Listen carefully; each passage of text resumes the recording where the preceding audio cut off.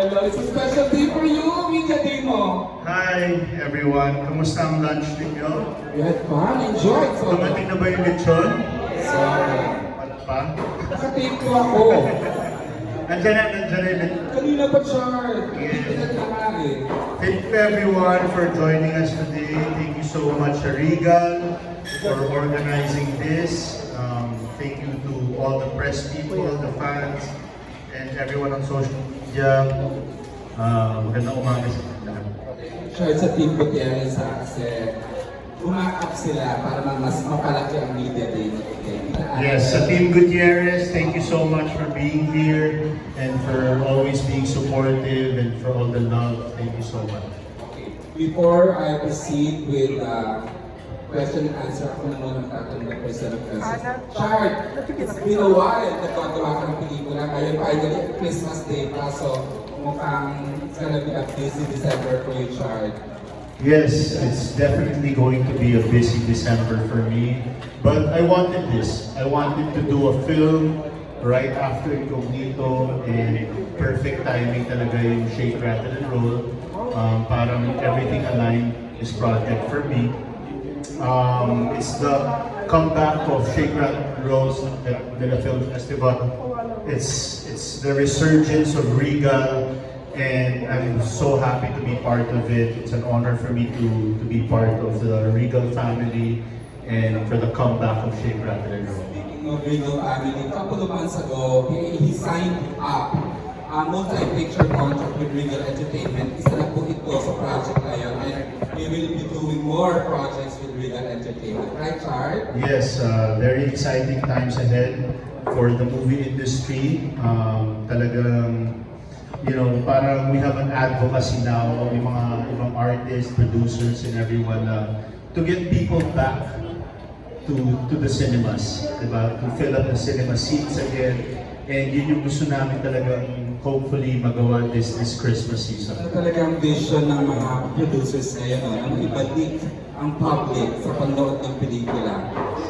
Okay. Char, kasi ganito, alam ko naman, hindi naman picky, I don't know what the word to say, pero namimili ka na talaga ng gagawin ng projects, both in television and in the movies.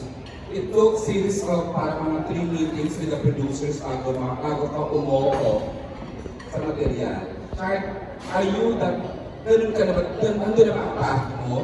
Na talagang collaborative ka, kaya involved ka sa creative, parang ganun. Yeah, I think right now I'm in a point in my career where I want to do good projects and projects na talagang kumbaga malapit sa puso ko or and siguro experience in TV and movies. I can give some inputs creatively. So I'm very happy that the producers and si Keith and Ms. Rosel parang, you know, they welcomed all my ideas and they're very collaborative, and I'm very thankful na to be working with them. Nakakatuwa lang, if I may just share, hindi ko alam kung papayagan ako. Keith Montebel, the Executive Vice President of Legal, is halos kaedad ni Char, bata pa sila.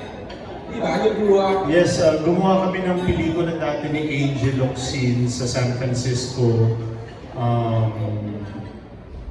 And we lived in Miss Rosel's house Wow! in San Francisco that time. And yung kwarto na kung saan ako nagstay, yung kwarto ni Keith. So, nakita ko yung mga pictures niya doon, yung mga school projects niya, mga ganyan. So, kumbaga, halos sabay kaming lumaki ni Keith. So, it's good to welcome him dito sa movie industry, and now he's gonna take over Regal. And I'm just so excited and so happy for Regal and for Keith and Mr. Sel, and you know, I'm honored to be part of their resurgence. Hands-on nung dalawa. Yeah, sobrang hands-on nila. Sobrang hands-on and sobrang passionate. Yeah. Every single detail ng production, talagang alam nila with eyes closed, alam nila ang nagaganap sa proyekto. Okay, so excited na rin ako marinig yung questions. The first set of questions, Char, will come from the entertainment and lifestyle editor of Manila Times. Hindi niya alam ito, intro ko na siya. Please welcome the stylish Nag-edit ka her ng Stack Manila Times is Tessa Mauricio Orion. Hi. Chad, congratulations on, well, it's not just the return of Shea Platinum role to the MMSs, but also ikaw rin. When was the last time, you remember the last time you had a film in the The last time I was part of the Metro Manila Film Festival was 2018, I think, with Vice Ganda. So it's been quite a while. It's been a while. And I'm happy to be back, to be part of it. And it's going to be a busy Christmas. Minsan kasi pag Metro Manila Film Festival, minsan talagang ibang mga artista na burn out pagdating ng Christmas season. Pero it's always fun. It's fun to go to the cinemas, makita yung mga audience natin na sinusuportahan yung pelikula Pilipino. So I'm so excited for this Christmas, for this Metro Manila Film Festival. Siyempre, people have come to really look up to you as one of our action stars. Few na lang yan eh. Action star ka na talaga yan because of Incognito. But of course, this is horror and people might want to see still, the action that Richard Gutierrez brings to the screen. Meron pa rin bang maraming action scenes coming from you despite this being a horror movie? Yes, this is a horror film, and I haven't done a horror film in a while. And, very exciting to kasi may flavor of action siya. Kasi it's a story about survival. Survival against all odds. And, andun yung horror, andun yung jump scares, pero we added a touch of action to this, and makikita yung audience natin. Pero it's different, totally different action from Incognito and Ironheart. This is not so tactical. We try to do it more of a raw action and more on surviving than tactical action. How does it feel to be at this point in your career? Naaalala ko nung lahat tayo, much younger pa, sa MMSS, maliit ka pa, twins pa, kasama mo pa, twin mo, you did see you at Christmas in the movies. And many years later, you're still in the business and still, doing, your part in bringing joy to the Filipinos. How does it feel na your career mo? Yeah, it's good to be part of the movie industry until now. Gaya ng sabi mo, nung mga bata pa lang kami, we were part of the movie industry now, which was about 10-15 years ago.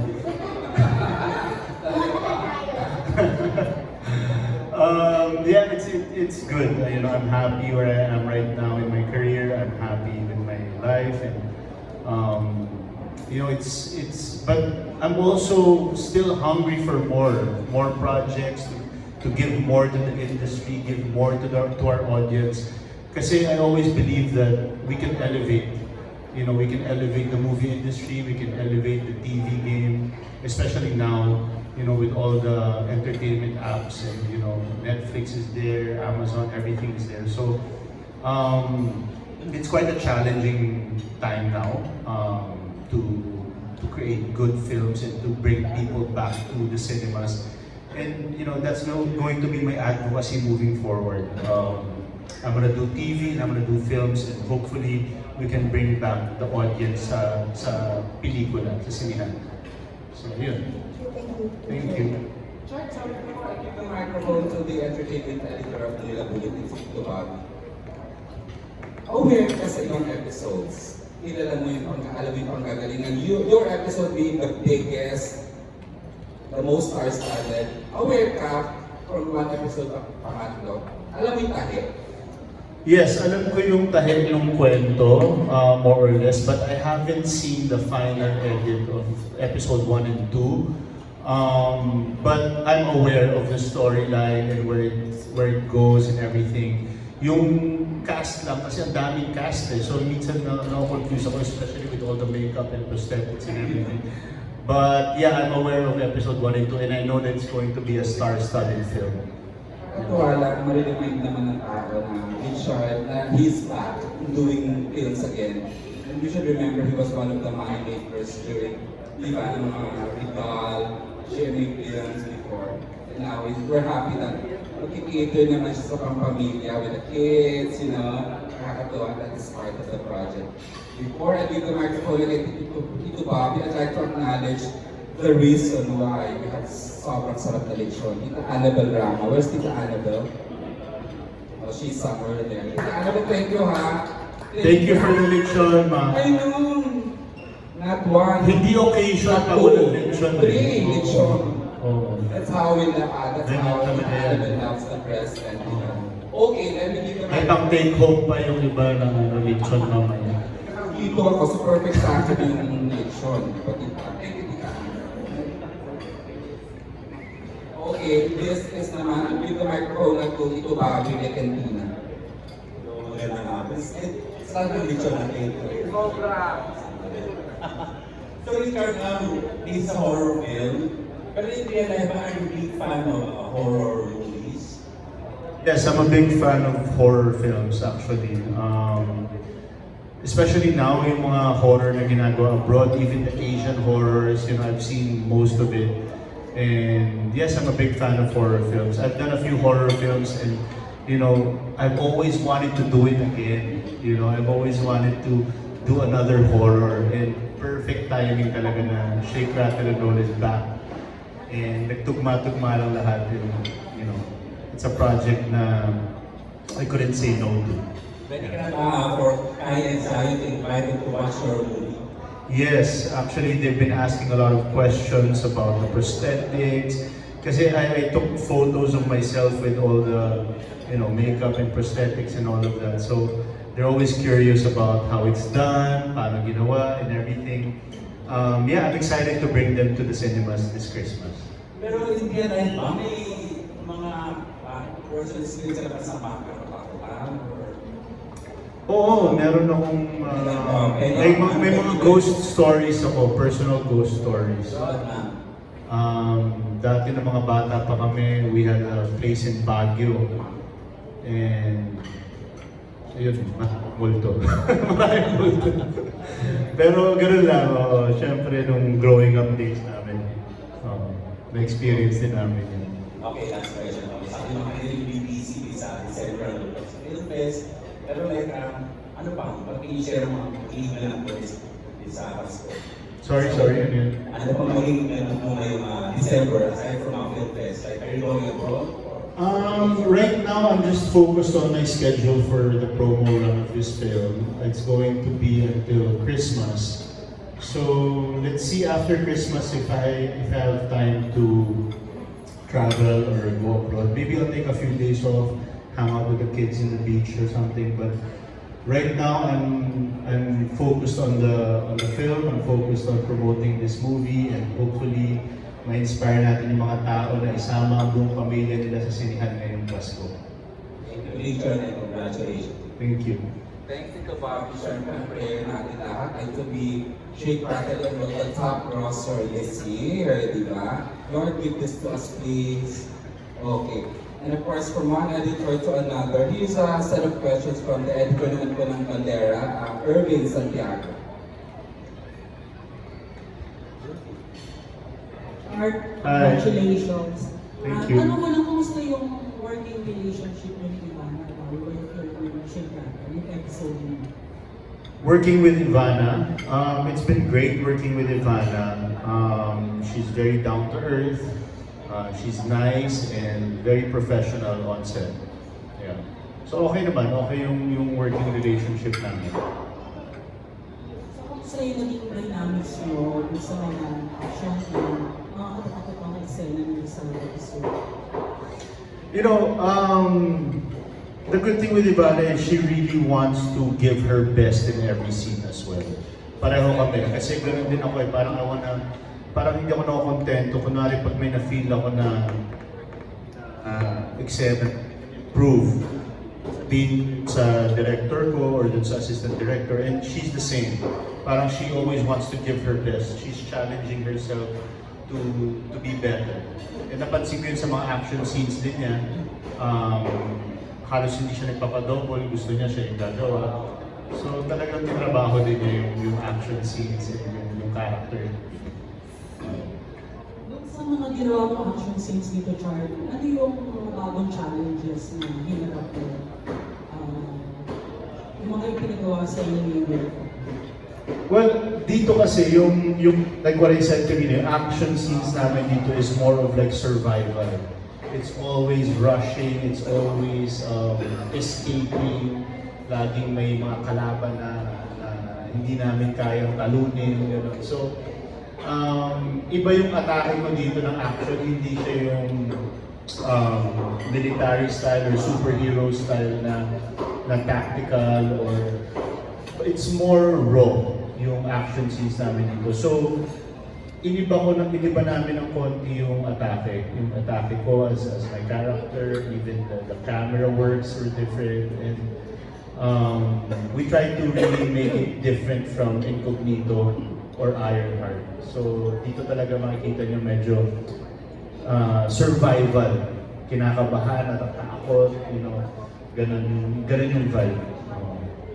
Buhay din ba, Char? Wala bang mga nangyaring accidents or untoward incidents?